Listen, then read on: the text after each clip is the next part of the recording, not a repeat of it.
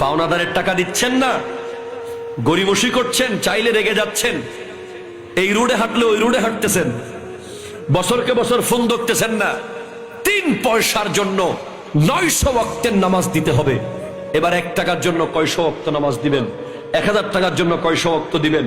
1 লাখ টাকার জন্য কয়শো ওয়াক্ত দিবেন? এত ওয়াক্ত নামাজ আসেনি, দিতে না পারলে লাস্টে বলবে আমার গুনাহগুলো তুমি নাও।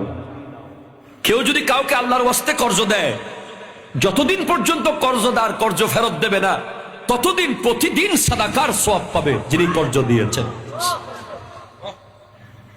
আর যে ব্যক্তি কর্জ ফেরত না দিয়ে মরে যাবে, মানুষের পাওনা না দিয়ে মরে যাবে,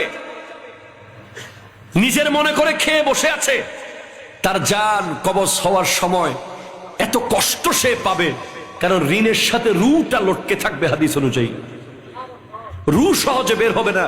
নবীজির হাদিসে আছে রু ঋণের সাথে লটকে থাকবে, অনেক কষ্ট হবে রু বের করতে। রু কোনোভাবে যাবে না, রু আটকে থাকবে। মানুষের পাওনা না দিলে, মানুষের উপর জুলুম করলে। আমরা তো আলহামদুলিল্লাহ নিশ্চিত মনে দোকান থেকে বাজার করি, নেন যা লাগে আপনি টাকা নেন, অসুবিধা নাই, আপনার সাথে দেখা কালকে হচ্ছে। কথা কোন ঠিক কিনা বলেন না? কারো কাছে টাকা পাইলে নিশ্চিত থাকি, একেবারে ঘুমাই শান্তিতে। একবার বলি ভাই টাকাটা দিবেন না, 2 বার বলি ভাই দিবেন না, 3 বার বলি ভাই দিবেন না, শেষ 4 বার আর বলবো না। কারণ আমি জানি কত গুণ করে টাকাটা আসবে, কত রকম করে টাকাটা আসবে, কত প্রয়োজনীয় জায়গায় টাকাটা আসবে। ঠিক কিনা বলেন না? এখন তো টাকা আসলে হয়তো এই সেই করে খরচ করে ফেলবো, পাওনাদার যদি টাকাটা হাসরের মাঠে দেয় তখন তো লাভ বেশি না? কেমন লাভ? বলেছি তো 3 পয়সা। ভাই পাওনাদারের টাকা দিচ্ছেন না, গরিমসি করছেন, চাইলে রেগে যাচ্ছেন, এই রোডে হাঁটলে ওই রোডে হাঁটতেছেন, বছরকে বছর ফোন ধরতেছেন না, 3 পয়সার জন্য 900 ওয়াক্তের নামাজ দিতে হবে। এবার 1 টাকার জন্য কয়শো ওয়াক্ত নামাজ দিবেন? 1000 টাকার জন্য কয়শো ওয়াক্ত দিবেন? 1 লাখ টাকার জন্য কয়শো ওয়াক্ত দিবেন?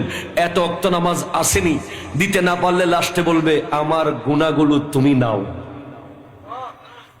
এজন্য হারাম, 2 নম্বরই বাটপারি, এগুলো মুসলমানের সাথে কখনোই অ্যাডজাস্টেবল নয়।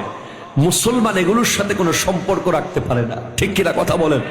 3 পয়সা যদি কেউ অবৈধভাবে ইনকাম করে, বা কেউ 3 পয়সা যদি কারো হক মেরে দেয়, কয় পয়সা?